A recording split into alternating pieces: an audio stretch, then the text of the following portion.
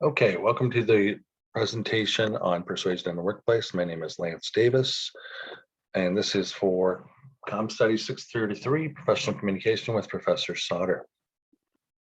The readings for this week include the following: what is workplace influence, workplace persuasion, positioning your argument, persuasive emails, managerial response to employee voice, and bonus content includes 5 ways to build influence. First, what is workplace influence?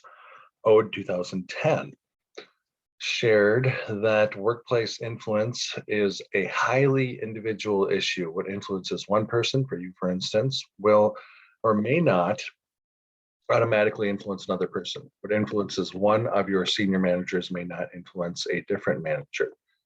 Having influence at the workplace includes the following: being able to affect decisions within your areas of expertise, being an opinion former or touchstone for other people on your subject matter, having the knowledge and skill to change or develop other people's perceptions, knowing how to sway a discussion or decision, knowing how to get the buy-in you need to take your plans forward, having the ability to extend your influence beyond the area in which you could reasonably expect to hold sway given your hierarchical position in the company or organization, being referenced at a meeting as opposed to merely attending or participating in a meeting, good sign, being adroit or successful at handling other people's agendas and working with them reasonably, knowing how to say no to colleagues without alienating them and thereby creating issues for yourself when you bring the next issue to the table.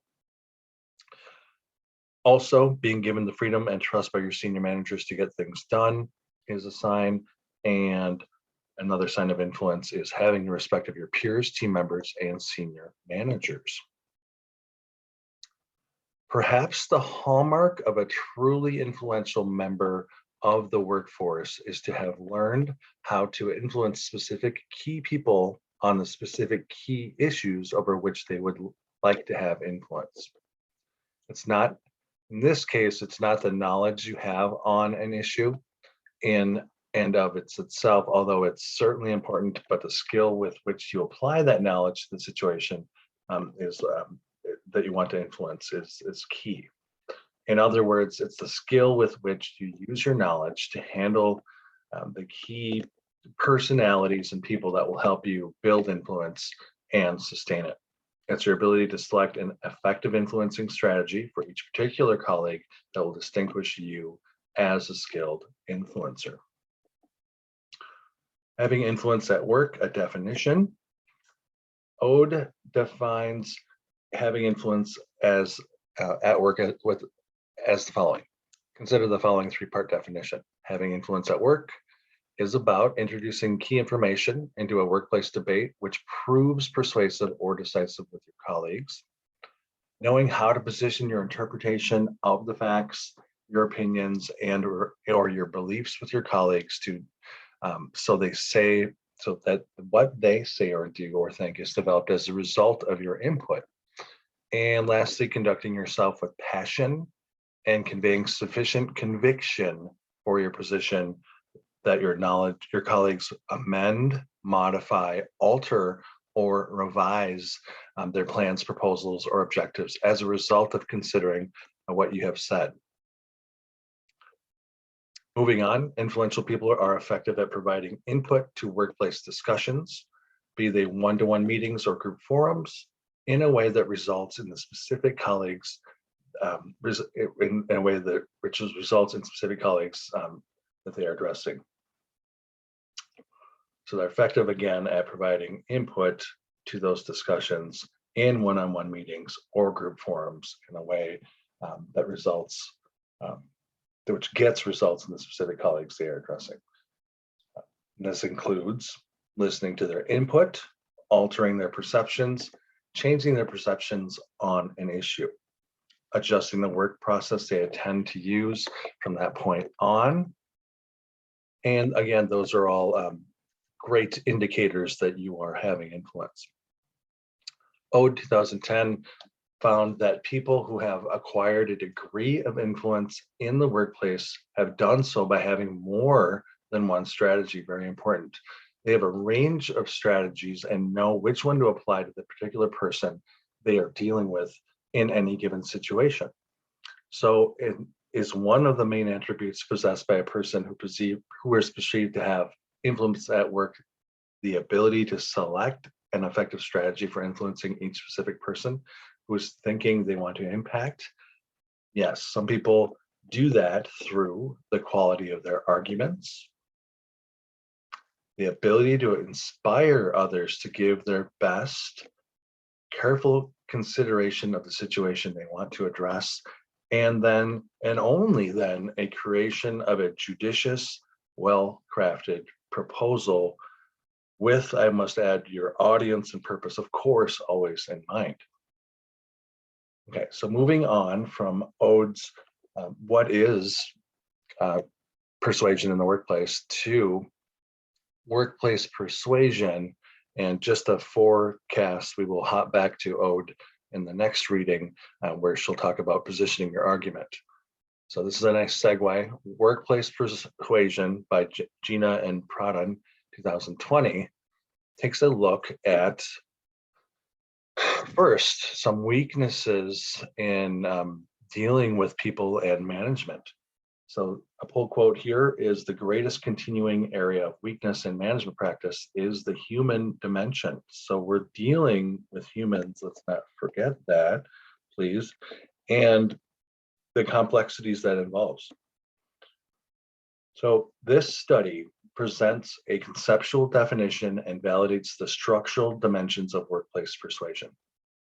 Workplace persuasion encompasses three distinct dimensions: reciprocation, cooperation, and consensus, measured by a 21-item workplace persuasion scale.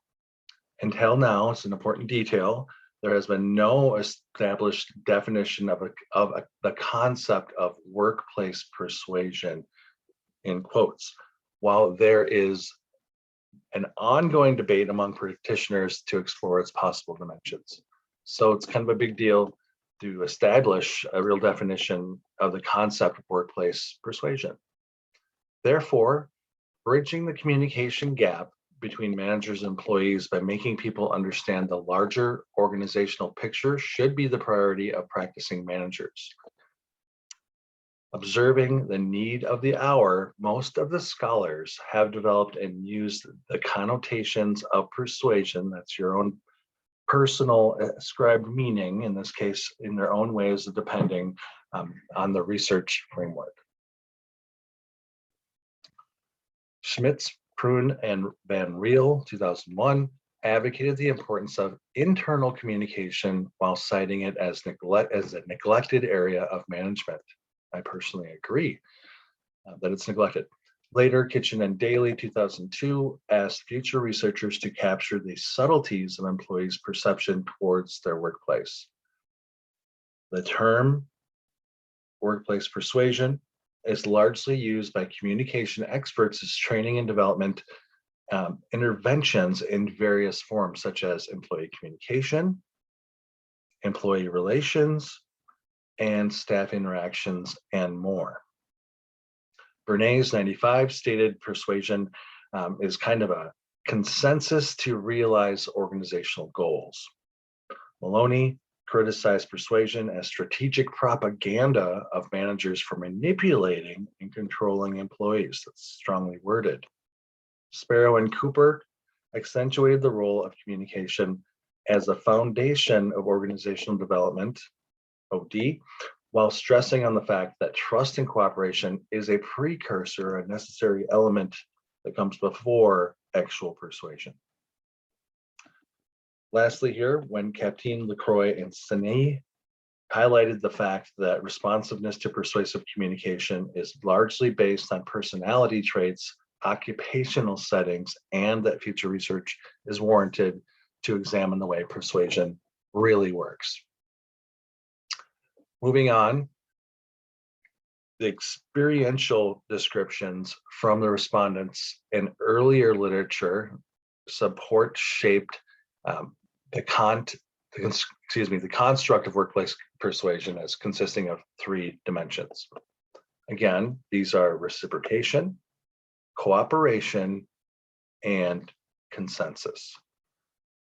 To give you more detail and elaborate on this a bit, reciprocation and cooperation represent the social judgment theory, illustrating one's own belief and understanding on the subject before persuading others.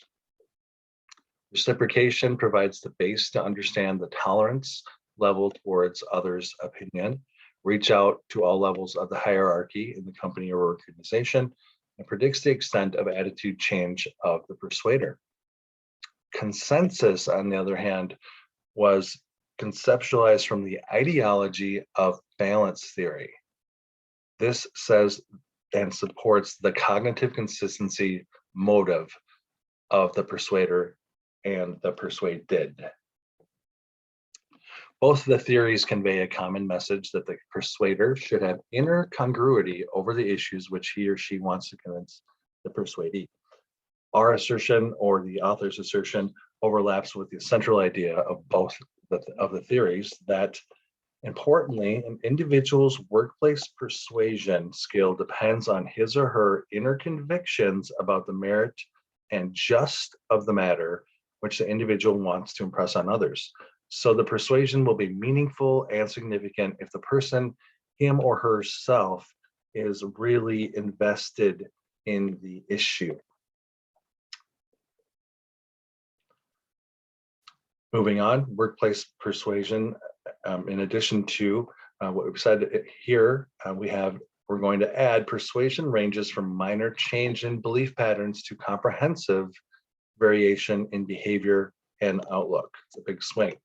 In workplace settings, acceptance of change is dependent on the role of the communication, the way the message is presented by the sender, and in turn perceived by the receiver. The integrity of the communicator carries enormous weight to persuade the receivers. Conger, a research professor of leadership studies, proposed 4 distinct steps of persuasion as follows. First distinct step is to demonstrate credibility. Effective persuader here is expected to be impartial, be an active listener, should demonstrate emotional maturity, and need to value others' opinions. Next, framing shared benefits. The persuader needs to create a communication channel with colleagues and to elicit information through asking questions and judging advantage of both the parties. During such discussions, persuaders should be in a position to amend initial or first opinions or may embrace compromises with proper justification. It's important to have some flexibility there. Next, fortify with compelling evidence. Persuaders should be in a position to neutralize the challenging alternatives while being logical with facts and figures. The presentation of evidence need to favorably address the interest of all parties involved in the process. So it should be collaborative here. Lastly, emotional connectivity. This is my favorite and most impactful piece to this because it involves some emotional buy-in here. Successful persuaders at the workplace are expected to read the emotional state of the audience and should tune their arguments with the emotional fervor of the audience, while at the same time they use to balance professionalism and emotional commitment to the profile. So there's some buy-in there, and it's really important to connect emotionally. Okay, so persuasion depends on the strategies and context used by the persuader, of course, and in addition to, let's look at how the outcome of persuasion can be resulted as virtuous, imperfect, or ugly. We got the good, the bad, and the ugly here. So virtuous persuaders are clear in their approach and explore the emotional value of the issue. And that's tied to the last point there on emotional connectivity and the people who are involved in it. They create trust, they build loyalty in the system, and believe in walk the talk, enabling others to take appropriate risk to realize organizational goals. Therefore, the success or failure of persuasion relies on the persuader's credibility. I'll use a personal example of a former boss that I've had in the field of marketing at an educational institution. And this boss, one of the best bosses I've ever had, really believed in walking the talk. In fact, he said that he would never ask his employees to do anything that he would not personally do, including answering phones at the information desk, taking prospective students on tours, moving chairs for a recruitment event, whatever it might be. No task was underneath him or beneath him. So that's an example of a virtuous persuader and making an emotional connection with us as employees. Moving on to different types of persuaders or outcomes here. Imperfect persuaders lack necessary skill sets or the necessary skill set to influence people, as their approach during persuasion is do what I say and not what I do. So that renders them as unbelievable in their dealings. An extension of this and getting worse in progression is that ugly persuaders use persuasion skills to intimidate people, stating it's my way or the highway, and in doing so make others feel powerless while imposing their individual thought process into the discussion. A contrast to one of my best bosses, the most effective bosses, I should say, I've ever had, Charlie, to an ineffective boss. His name is Nick. He would use a combination of imperfect and ugly. He clearly lacked the necessary skill set to influence people and use the do what I say and not what I do approach. And if that didn't work, then he'd say it's my way or the highway. So you have a kind of a combination of people not really seeing that manager as believable, and also not agreeing with the way that they impose power or influence, and really feel forced in their thought process. And it's just a highly ineffective manner of going about persuading people. Again, putting it in contrast with the virtuous persuader who says, hey, I'm doing the same things I'm asking you to do. I'm in here in the trenches with you. And that builds lots of credibility and persuasion, and makes people want to follow that person because they know they're working as hard as they are. So implications. The instrument shows that workplace persuasion embraces reciprocation, again, cooperation, and consensus, which is illustrated by that virtuous and perfect and ugly persuader examples just presented. So reciprocation, cooperation, and consensus in a stepwise manner, implying that human research and development managers should use it effectively to monitor and measure what's going on there in terms of persuasion. So, more specifically, the participants' persuasive ability during training and development. Okay, so we've looked at what is persuasion in the workplace, and then we've looked at also going back to workplace persuasion introduction. Now we're going to flow into positioning your argument back to Ode 2010. This was, for me, the most engaging reading because I could really identify with the persuader being more like a quarterback, right? So there's many options and plays in front of you, and you have to, according to the situation of the ball game, appealing to football fans here, hopefully in class, and the professor, sports fan. The idea is that you have many options in front of you, and you have to be able to craft and change and flex and keep your head on a swivel and do what is appropriate for that given persuasive situation. So positioning your argument piqued my interest, and it also it gelled with my personal understanding and approach to how I persuade people as a professional myself. That makes sense. So let's move into positioning your argument. So an overview here is how arguments that make sense to you can prove ineffective at influencing your colleagues. Also, how making subtle but important changes to the way in which you position your arguments, like a quarterback, can make all the difference to your gaining the buy-in that you want. And let's hold on to that buy-in that you want. It's really important to be always thinking about the outcomes, what happens or not, and the uh, experiences, what that feels like for you, or what it does to the overall vibe and atmosphere of the persuasive situation. How building influence is about what your plans and proposals mean to people, emphasis mean. It's important to build meaning to the people you want to influence rather than what they mean to you, where the two sets of perceptions are different. The author Ode also touches upon the importance of pre-positioning feedback or important information with colleagues rather than run the risk of losing them in a group meeting. So pre-positioning feedback comes into planning for possible situations that you're going to have to address. Maybe it's an objection that you need to overcome, for example. How to plan influencing conversations so that the process of the meeting gives the colleagues you want to influence the best chance of understanding, processing, and working constructively with the points you want to make. I really like how that's worded because the idea is that you want to frame your argument in a way that it's able to be worked with and it has legs and possibilities and even more options for customization.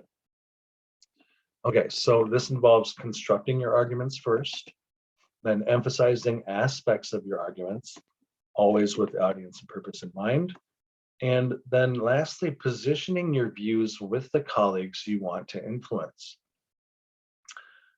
So I'm a big fan of checklists, and this is a conversation influence checklist that Ode put forth, and I really like it because it's a nice checklist to kind of make sure that you're on task with your persuasion. So first, reassess the way in which you approach influencing conversations.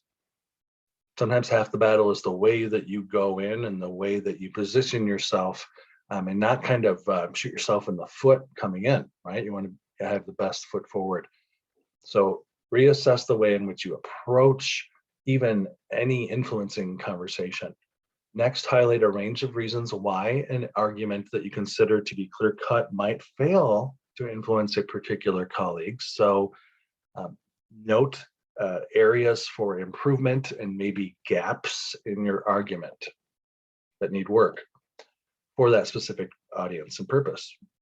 Third, develop your awareness in which factors tend to prove more influential with which colleagues. So back to the quarterback idea, be willing to change your plan of attack according to who you're attacking. All right, number 4, think about what gives you the best chance of building influence with key colleagues in the situations that matter most to you.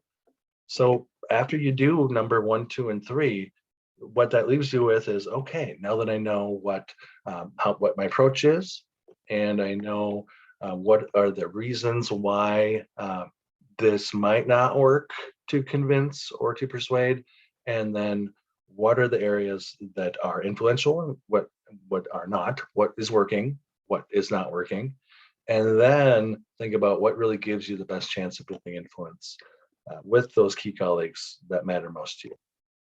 So honor the process. It's like the writing process. Make sure that you do all these things for best results. Right.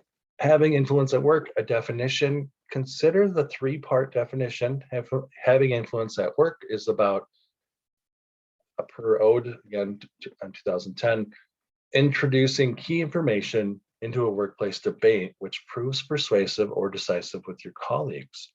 Knowing how to position your interpretation of the facts, your opinions, and or your beliefs with your colleagues. So what they say or do or think is developed as a result of your input. Show that your input has significant value too. Conduct yourself with passion and conveying sufficient conviction for your position so that your colleagues amend, modify, alter, or revise their plans, proposals, or objectives as a result of considering what you say. It's a badge of honor when you convince somebody to do something in a different or better way, and it shows that they have incorporated your hard-won influence. Okay, let's look at, speaking of hard-won influence, many of us in this program are teachers or instructors or professors or gurus or shaman or fill in the blank. And it feels like you're more of a guru or shaman the longer that COVID goes on, right? So do more with less. All right, sidetrack. Field trip example. So the connection or translation here is that as many of us are school teachers, we have to persuade people that are above us or work with us in the trenches to do things a certain way, to change policies, to improve situations. I'll use the idea or the example, the current event of Minneapolis and St. Paul K-12 teachers going on strike or not going on strike, fighting for things like counselors in the schools, better pay, better work conditions, safety issues, and much, much more. But for this example, it's a whole other presentation. For this example, there's a school teacher who's trying to convince the principal to approve a field trip. And it was hard for me to select the best example here because I thought they were all solid. This one, though, I think resonated more with our audience here. Go teachers. Okay, so first, the teachers trying to convince the principal to say, okay, you can take this group of students on a field trip. And she made some mistakes in doing so. So let's kind of go back and review those and what she could have done differently. So had the secondary school teacher positioned her argument differently, she might have stood a good chance of influencing the principal to at least consider her proposal. To achieve this, that teacher needed to start the meeting in a different place. She needs to position her arguments to appeal to the principal's preference for goal-oriented, well-planned, and well-managed education projects. She needs to address the head's fears fully at the beginning of her influencing conversation, and that teacher needs to make it clear that her plans carry some risk, but in her view, how the risks are in fact manageable and can be borne primarily by the school's insurance policies. Teacher needs to wait in line, needs to wait until she is sure that the school head has accepted this point before proceeding to outline the remainder of her plans in factual terms. This is a big pass here that she needs to make sure has been cleared, a big hurdle has been cleared before moving forward. The teacher needs to emphasize that the teaching and educational benefits that the trip provides rather than its social benefits, perhaps highlighting how the trip could be used to educate students on geography, social history, and even biology. She should produce data to show that other schools in the area arrange off-campus trips while explaining that what they do, how they do it, how often, and for which age groups. Show examples and details. Next, she should use the meeting as a gauge to gauge the principal's reaction to her plans bit by bit. So the old saying says, how do you eat an elephant? You eat an elephant bite by bite, because you can't just slay this whole argument in this case or eat an entire elephant. So she should take and process or digest, pun intended, the information bit by bit as she unfolds her argument, rather than excitedly speak about them all at once, assuming that she would be heard and understood. And case in point, don't ever assume that you will be heard and or understood, ever. That's a dangerous assumption. So the way that she does this, that way she might have picked up on, if she does this, picked up on the principal's concerns and address them rather than run the risk of being characterized as perhaps naive and idealistic. Lastly, and very importantly, that teacher could have presented or should have presented a written summary of her plans so that she could read them, and she is the principal, that the principal can read after the meeting. So It's kind of like, I'm going to compare this to, you have a great interview and you give them a lights out thank you note that reiterates why you are the best person for that job and how you look forward to speaking to them more about it. After you've made a convincing and compelling argument, let's say in a job interview, one thing that I like to do is give or create and write a a well thought out thank you note that re-emphasizes why I am the best person for the job, and I've had success with it. Okay, moving on. Why didn't this work? So overall, to recap this case study, the teacher's argument did not work because she didn't position her arguments effectively enough. She didn't manage the perceptions that they created in the minds of the senior managers carefully enough, or in this case, the principal. And she emphasized the wrong arguments as they presented her proposal. So she was really focusing on the wrong thing or barking up the wrong tree or trees. She started their meetings in the wrong place, or she did in this case. So how do you gain buy-in to your key proposals? Recognize what your arguments will mean to your audience given their values and work style, as opposed to what they mean to you, given your values and work style. There's one thing I know, is that the only guarantee is that at the workplace is that people are going to have different values, work styles, and all kinds of variables. So you have to, again, like that quarterback, be thinking about what those variables are to put yourself in best position to succeed. Start the meeting with them, their goals and their concerns in mind, not yours. That you attitude is very, very key. Remember, this isn't about why you think it's a good idea. It's about why they think it's a good idea and what's in it for them. And the better you can do that, the better that you can champion your ideas at work. Position your proposals to appeal to their priorities. Using this approach will make it much more likely that you avoid the pitfall of appealing out of touch with your boss's agenda. Avoid their subsequent value judgments about you should your boss perceive your plans to be unimportant or irrelevant. Give yourself the best chance of influencing them toward or for and with the merits of your case. And again, ultimately to get what you want at work. So really good chapter of that book and good points made. Speaking of that, let's move to persuasive emails, our next installation of reading. So this is by Ho in 2018. This was a bit of a dense read, I will admit, but it was worthwhile in that the nerdiness kind of paid off dividends. All right, so I hope that makes sense. I think all of you can relate, I hope. So this study looks at the way professionals use an attempt to look at meta discourse, or basically how employees, use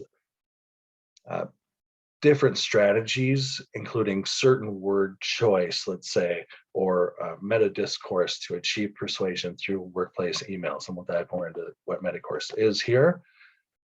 To clarify, meta discourse are words used by a writer or speaker to mark the direction and purpose of a text in an attempt to achieve persuasion. So they're looking at how their choices work in a persuasive pursuit and or not. So drawing upon the interpersonal model of meta discourse, a total of 659 workplace request emails, specifically, the type of email is important, collected from professional contexts in Hong Kong were analyzed. The type and abundance of the various meta discourse categories used in this computer-mediated communication genre were first identified and then compared with those found in non-computed mediated formats that also aim to persuade others.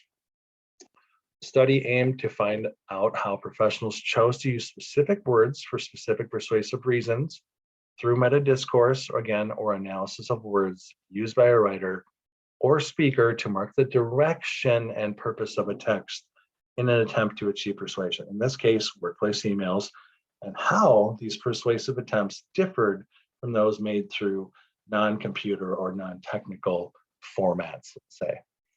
The results of the study suggest that email offers professionals a convenient channel to persuade colleagues to comply with requests by appealing to rationality, credibility, and emotions. Persuasive attempts made via email differ from those made via other channels in terms of the pattern of use of their word choices, let's say. And there may be a preferred pattern of use of persuasive strategies in different moves of the workplace request email genre or category. So to flesh this out a little bit, first, the study revealed that in language choices made by professionals while attempting to persuade in a computer-mediated environment, they used remarkably more interactional than interactive meta discourse. And I will just explain this in a minute. They used self-mentions more frequently as well. Second, the study can also contribute to a fuller understanding of workplace communication, as it has demonstrated how the use of meta discourse could potentially enhance the persuasiveness of the email message via or through the peripheral route of persuasion. Third, studies suggested that both similarities and differences between practitioners of different professions in their choice of linguistic resources while making persuasive attempts. So there's some similarities, some differences between those people writing the emails in different areas of work and how they go about doing this and choosing the correct words, and that's part of the linguistic resources, their available choices while making persuasive attempts. Super nerdy. Meta discourse, again, is conceived of in various ways. It has been regarded as discourse about discourse, which is the first definition I remember learning, or discourse reflexivity, reflecting back on itself. It is also, and it is meta discourse, has been regarded as a secondary level of meaning of text concerning what a writer does to help the reader to connect, organize, interpret, evaluate, and develop attitudes toward that material, and does not involve in the construal or extraction of propositional meaning. That is the primary level of what they might be really trying to say initially in the text. Okay, moving on. However, the dichotomy of what's up and what's down and what's different, what's similar, has been criticized for its incapacity to explain the change in the propositional meaning of a text, let's say the first intended meaning, when the supposedly secondary meta discourse level is removed. Instead of the primary secondary level distinction, meta discourse and the propositional content of a text should have more or less the same status, with meta discourse referring to linguistic resources that enable the writer to intrude in the text to interact with the reader. So different word choices to insert to get what they want. Meta discourse is also defined as the cover term for for the self-reflective expressions used to negotiate interactional meanings in a text, assisting the writer or speaker to express a viewpoint and engage with readers as members of a particular community. Based on this definition, the following interpersonal mode of meta discourse has been proposed. The model sees meta discourse as comprised of two dimensions of interaction. We call this two sides: the interactive dimension and the interactional dimension. The interactive metacursive resources help the writer to, So the interactive meta-discursive resources help the writer to organize discourse and to guide the reader through the text. Think of it as a guide. The interactive, moving from the, we have the interactive discourse and kind of looking at the two sides first, and then we're going to look at interactive and also interactional parts to explain this in more detail. So there's two sides, interactional and interactive. The interactional dimension concerns the ways writers conduct interaction by intruding and commenting on their message. The interactional meta-discursive resources help the writer to evaluate and engage, express solidarity, anticipate objections, and respond to and imagine dialogue with the reader. Examples: interactive meta-discourse helps to guide the reader through the text. Here's how it does that. Transitions express relations between main clauses, just like in old school English, like in addition, but, thus. Frame markers signal discourse acts, sequences, or stages. Words like finally or to conclude are used in this case. Endorphic markers refer the reader to information in other parts of the text, like noted above, in the next paragraph, below. Evidentials refer to information from other texts, and you'd be using words like such as, that is. Oh, sorry, I didn't mean, that's the next one. Evidentials refer to information from other texts like according to XYZ or XY cited. In fact, an in-text citation would be an example of this. Code glosses, rather, and separately elaborate propositional meanings, and that is when they're using words like such as and that is. So evidentials, think about an in-text citation or according to some other form or source of credible information. Code glosses are trying to elaborate on a meaning, like e.g. such as that is. Okay, so the interactive dimension concerns the writer's awareness of a participating audience and the ways he or she seeks to accommodate its probable knowledge, interests, rhetorical expectations, and processing abilities. Interactional meta-discourse involves the reader in the text. So we're moving from guiding to involving. Now we have examples. Hedges withhold commitment and open dialogue. Keywords include may, perhaps, possibly, different examples, 4 different examples. Boosters emphasize certainty or close dialogue, like certainly, it is clear that, it's evident in this case, words like that. Attitude markers express writer's attitude to proposition, like words like surprisingly, unfortunately, coincidentally, conveniently. Self-mentions refer explicitly to the author. Words like I, my, and we, and are used to include self-mentions as a singular or plural.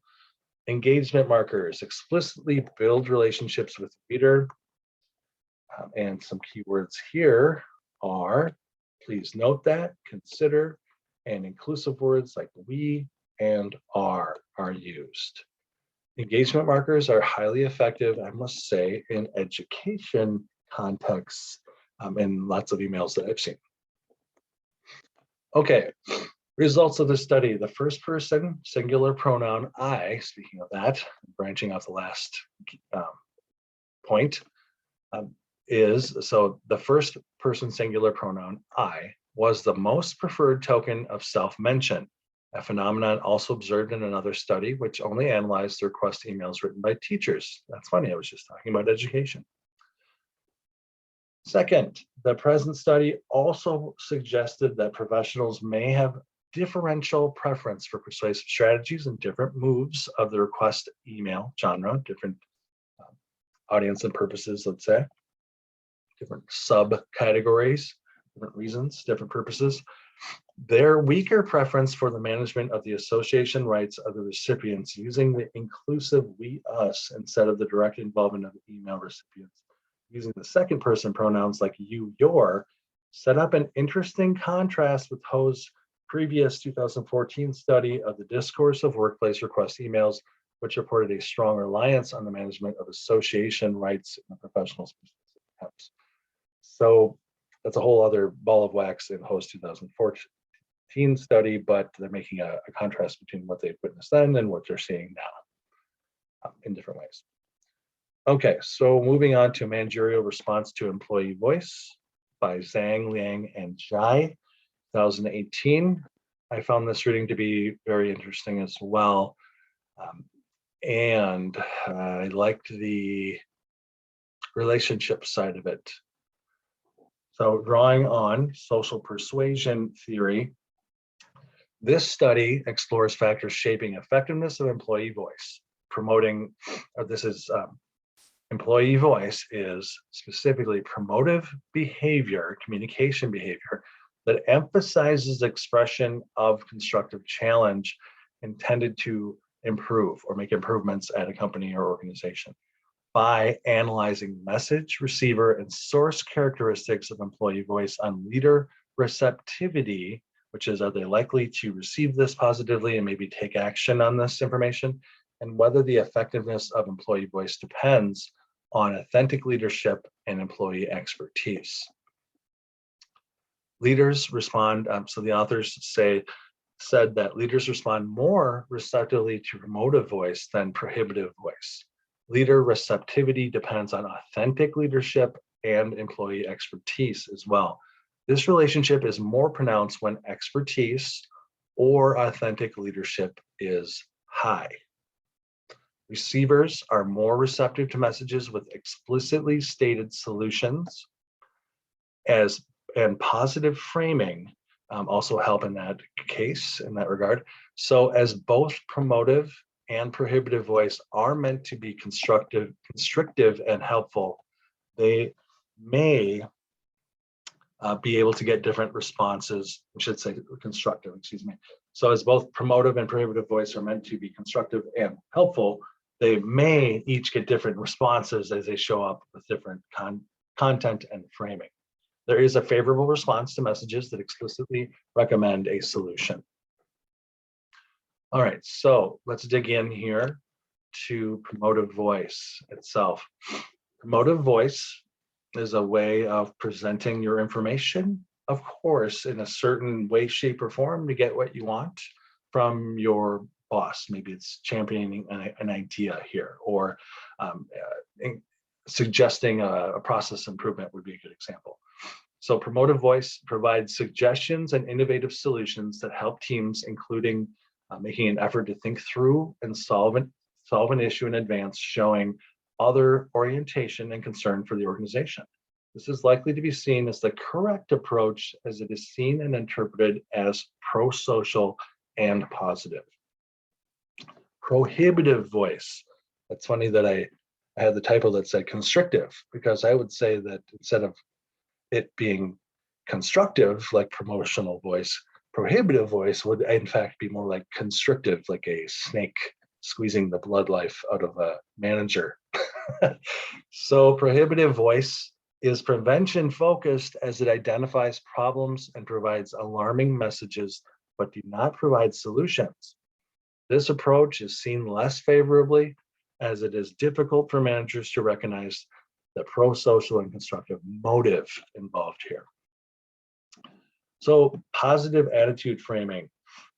This, of course, leads to a more favorable attitude than a negative one, and the way in which you put forth your possible constructive criticism makes a big difference in how well it is in fact received and even acted on favorably. Prohibitive voice, focusing on problems and questioning manager choices and actions.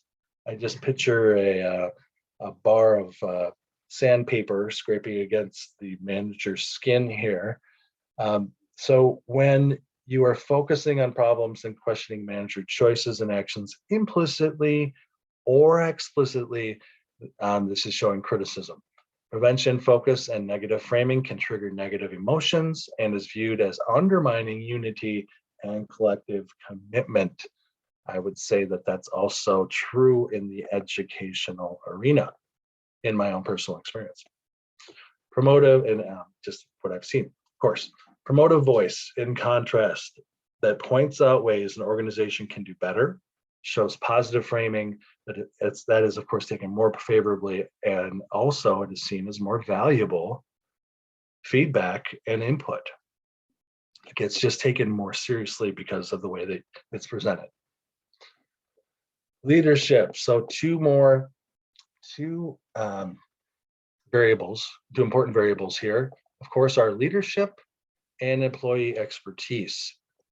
When it comes to leadership, this is the perception of threat, and the quality of the relationship can influence manager evaluation of persuasive actions. And employee expertise is looked at or defined as the expertise is the extent to which the voicing employee possesses the knowledge necessary to make credible suggestions. So leadership, the important thing to know here is that when somebody puts forth prohibitive or promotive suggestions, that might challenge a manager's leadership, and that can definitely have an adverse effect. Also, the amount that the employee has knowledge on the topic, of course, makes the manager more or less, makes them more likely to take them seriously and maybe act on their suggestions. Implications. Leader receptivity depends on the type of voice, prohibitive or promotive or prohibitive, and leaders are more receptive to promotive voice than prohibitive voice. Managers should realize that they may not give their receptivity to all types of employee voice equally. And since prohibitive voice can highlight potentially harmful factors over time, leaders may want to give more thought and effort to when employees offer prohibitive voice in order to best identify and solve problems. In certain conditions, leaders are more receptive to employee voice, and encouraging managers to be authentic may bring on more employee voice. So if managers are effective, there might be more times where their employees are coming forward with things that they might see as helpful to the organization. It may be smart, it's a really good point, for employees to try to voice suggestions and concerns when working with authentic leaders specifically, rather than to do this with all bosses and see how it sticks. So it's really important to give your employee voice more when you have more of a receptive audience, and that would be in the format of an authentic leader versus someone who is not. And test that out and see how it sticks with the authentic leader first to practice and get your desired results and experiences, right? Your outcomes and experiences. Lastly, since leaders are more receptive to employee voice from workers who are high in expertise, employees low in expertise should perhaps improve their task-related knowledge and skills before they speak up, particularly if they choose to use prohibitive voice, because it could come back and haunt you. Okay, so bonus content here. I know I'm running long. 5 ways to build influence by Musselwhite and Plouffe. This is worth your while. So here are 5 influencing styles and how to use them effectively. Overview here, an introduction. Musselwhite and Plouffe in Harvard, published in the Harvard Business Review 2012, encourage us to think about how we influence others, the tactics we use, and also how to increase awareness of different influencing tactics that we each naturally default to, or be aware that of the tactics we default to may also be the ones that we are more receptive to when we're being influenced ourselves. These preferred tactics define our influencing style. Analyzing the different influencing tactics, researchers have identified up to 9 primary influencing tactics.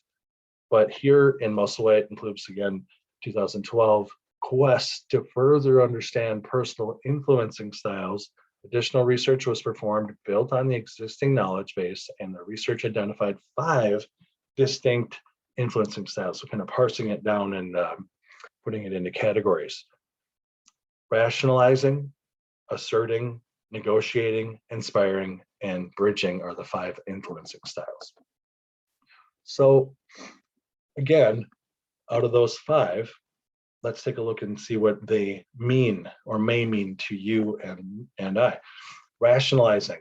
This involves your use of logic, facts, and reasoning to present your ideas. And remember, what might be convincing and influencing to you is what you use on others and what you like to hear yourself. It's reflexive in that way.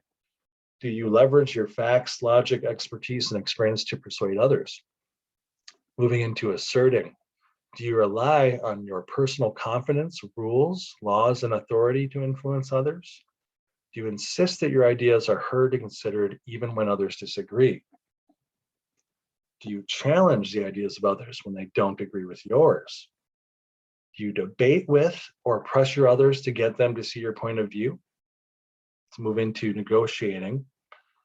Here, you're looking at, do you look for compromises and make concessions in order to reach an outcome that satisfies your greater interest? Do you make trade-offs and exchanges in orders to meet your larger interests? If necessary, will you delay the discussion until a more opportune time? So that's a little delayed justification or gratification, excuse me. Inspiring. Do you encourage others toward your position by communicating a sense of shared mission and exciting possibility? Do you use inspirational appeals, stories, and metaphors to encourage a shared sense of purpose? Lastly, we have bridging. Do you attempt to influence outcomes by uniting or connecting with others? Do you rely on reciprocity, engaging superior support, consultation, building coalitions, and using personal relationships to get people to agree with your position? That's a key consideration in bridging. Some key terms there. Reciprocity is a big deal that was covered in previous reading. Okay, so last but not least, the discussion questions. Identify, and this is more tied to the second reading, which is positioning your argument. So let's refocus on that. And the discussion questions are included below. So identify a situation in which you failed to build influence at work. A colleague involved could be a senior to you or a peer. Thinking about that specific situation, which peers did you want to influence and in what way? How did you position your arguments with them? What key points did you emphasize? Looking back on it now, why do you think positioning your arguments in this way did not prove influential? It's a little tracking back and analyzing and reassessing. What changes would you make to the way you position your arguments should you have the opportunity to hold that conversation again?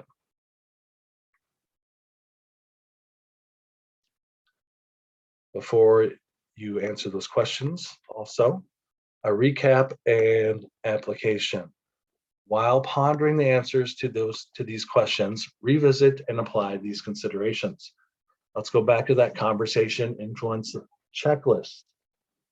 When you're thinking about the answers to this question, take a look at this and it'll help frame your answers. Reassess the way in which you approach influencing conversations. Highlight a range of reasons why an argument that you consider to be clear-cut might fail to influence a particular colleague. Think about that teacher trying to convince the principal to go on a field trip. Next, develop your awareness of which factors tend to prove more influential with which colleagues. And lastly, think about what gives you the very best chance of building influence with key colleagues in the situations that matter most to you. Here are the references. This was an adventure, to say the least, and they are all there. They're all valuable. All right, thank you for your time, and I look forward to seeing your responses to the discussion questions. Thanks.